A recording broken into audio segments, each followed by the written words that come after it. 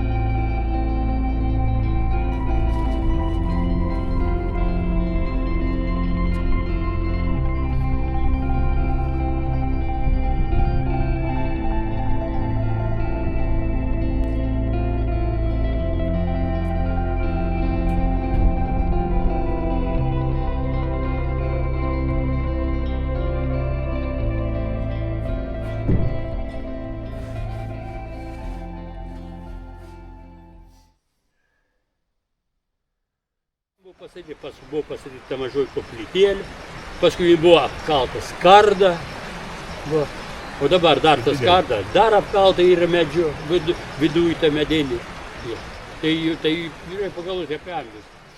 Nes man į Drungelis koplyčių nuvežiau ir Drungelis koplyčių jie da buvo užėję pas žmogų, tai buvo vilka dubė vadinams Rimka. Aš jo vardą tikrai nežinau, neprisimenu. Nes jis dalyvavo, praktiškai turbūt jis organizavo tą didžiąją koplyčių pastatymą. Ta didžioji koplyčia pastatyta 1937 metais. O tai ta mažoji kokie? O ta mažoji, tai ten tų metų nieks tiksliai nežino. Nieks tiksliai nežino, nes aš tai sakau, jis buvo medinė iš karto, ten buvo stovėtas Nazarėtis, statulėlės stovėjo viskas. Ir ten jinai buvo atvira, viską.